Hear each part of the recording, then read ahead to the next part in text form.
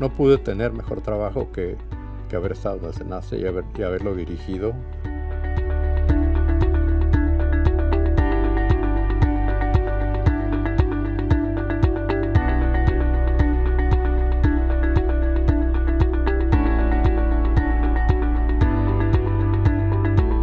Yo desde que era niño sabía que iba a ser ingeniero. Sí. Mi papá, él era una persona muy inteligente en mi pueblo, porque yo soy de un pueblo de Chihuahua. Y ahí en mi pueblo él tanto arreglaba radios de bulbos en ese tiempo, arreglaba relojes, arreglaba motores de tractores y de vehículos, y yo estaba mucho con él en su taller que tenía, y me gustaba mucho su trabajo. Era muy gratificante para mí, que siempre encontraba las soluciones de las cosas, ¿verdad? Y recuerdo muy bien, ya un poco más grande, que cuando una vez que fuimos a la ciudad de Chihuahua, pasamos por el Tecnológico de Chihuahua, y me dijo: aquí vas a estudiar tú. En mi pueblo no había luz eléctrica. O sea, teníamos plantas pequeñas de 2 kilowatts, ¿verdad? Y me tocó a mí la electrificación del pueblo, ¿sí? Y para mejor mío, como a 2 cuadras de mi casa, instalaron la planta, o sea, el generador que iba a alumbrar el pueblo. Así que, pues bueno, yo estaba feliz y sabía que iba a ser ingeniero y que iba a estudiar ingeniería eléctrica precisamente.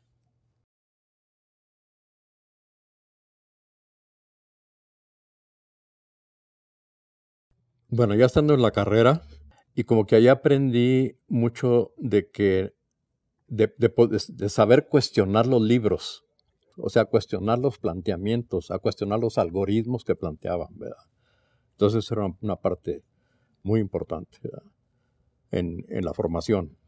Terminando la maestría, entré al Tecnológico de Ciudad Madero como maestro, ¿sí? Daba precisamente clases de ingeniería eléctrica, de sistemas de potencia. Posteriormente, por alguna situación personal, me fui a Morelia, y ahí fui maestro en el Tecnológico de Morelia, ¿sí? Ahí conocí al ingeniero Gonzalo Arroyo. ¿Sí? Con Gonzalo Arroyo le dimos cursos a la gente de CFE de Morelia, de la División Occidente.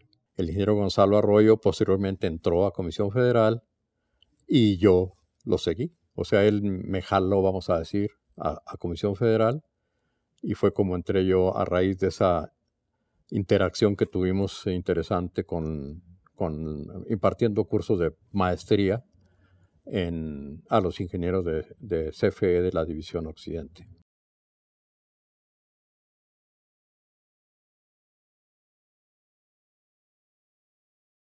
O sea, en ese tiempo no había prácticamente análisis del sistema, análisis técnico, ¿sí? Y mi principal función en ese tiempo fue recolectar información eléctrica de subestaciones, de líneas de transmisión, de plantas, etcétera, para formar una base de datos y empezar a hacer estudios eléctricos del sistema. Entonces, recolectar la información fue, pues, muy difícil, ir a todos lados y empezar a tomar lecturas de lo que había, de los ampérmetros o de wattmetros.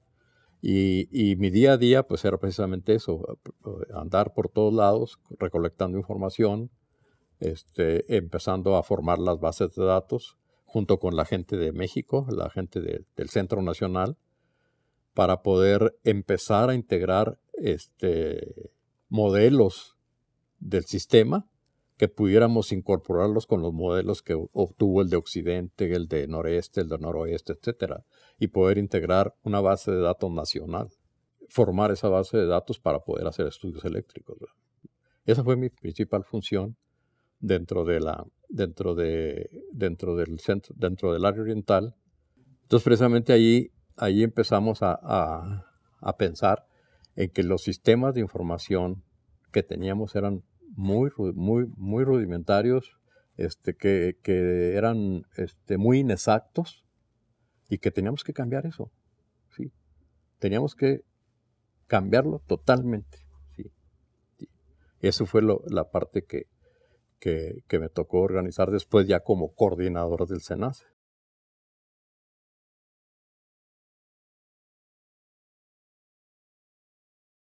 El reto era tener sistemas de información y control en tiempo real. Cada 2 segundos, cada 4 segundos, que la información se actualizara en ese nivel de tiempo, ¿sí? Entonces empezamos a estudiar lo que había en la industria, en la operación de sistemas y en la operación y control de los sistemas, ¿sí? Entonces fue cuando nació precisamente lo que llamamos el sistema de información y control en tiempo real, que precisamente implicaba cambiar todos los computadoras o los sistemas que había en ese tiempo en las áreas de control y en el Centro Nacional. Y organizar un sistema jerárquico, que la información se captara desde las subestaciones y plantas a las áreas de control y de las áreas de control al Centro Nacional. Había que cambiar comunicaciones, no teníamos comunicaciones de ese nivel, porque tenía que ser comunicaciones de microondas o satelitales, ¿verdad? Que todo eso pues tuvo que irse organizando, ¿verdad? Entonces hicimos un sistema de información y control nacional muy sólido, porque después de eso había que desarrollar todos los modelos que nos permitían precisamente evaluar la confiabilidad, evaluar la estabilidad, tener el control de los voltajes. Entonces, bueno, por supuesto capacitar a la gente, sí, o sea, eso no se hace solo, sí. La gente es importantísima, ¿eh? No solo la parte de operación, sino la parte de sistemas de información, que estaba en pañales en el SENACE, en México, ¿verdad?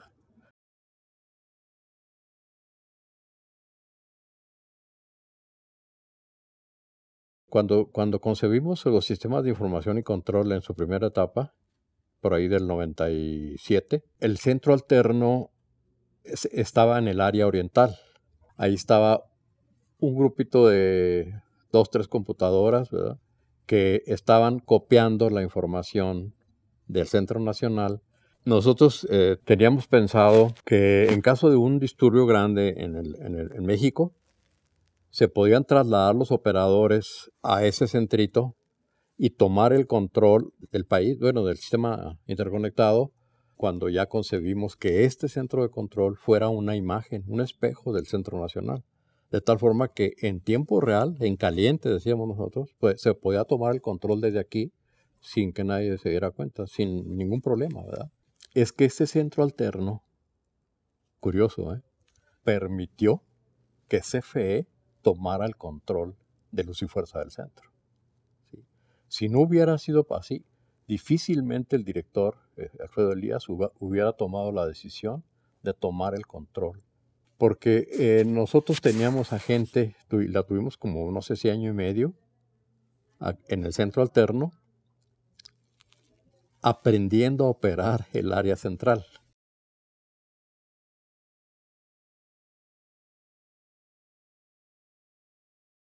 No pude tener mejor trabajo que haber estado en el SENACE y haberlo dirigido, porque además hicimos muchas cosas por la gente, ¿eh? Subimos salarios, cambiamos categorías, regularizamos gente que tenía de temporal muchísimo tiempo, gente valiosa que por ahí andaba todavía. Hicimos mucho, ¿eh? Y no digo yo, yo y mi gente. Yo tenía un equipazo, ¿eh? De veras que un equipazo. Mis jefes, mis gerentes, mi coordinador, que en paz descanse, Eduardo Meraz, ¿verdad? Y otra cosa, todos, incluyéndome a mí, teníamos sustituto, inclusive de más abajo, ¿sí? O sea, que si yo sabía que si yo me iba tenía a alguien y ese alguien tenía a alguien. yo le entregué pues mi vida prácticamente al SENACE. Yo vivía para el SENACE. Inclusive exagerando, ¿verdad? Exagerando en muchas cosas. Yo los últimos 5 o 6 años no he salido de vacaciones, ¿verdad? Pero me encanta, me encanta.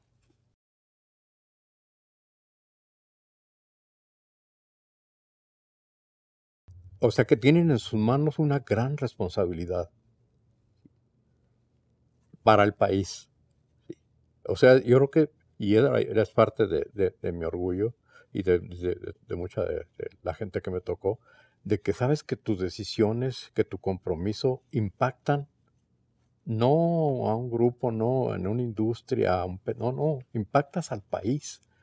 O sea, tus decisiones impactan al país, puedes causar grandes problemas o puedes hacer grandes mejoras. Es que me tocó convivir con gente muy, muy valiosa, ¿verdad? O sea, de hecho yo, por ejemplo, me siento orgulloso de que el ingeniero Campos haya sido mi maestro.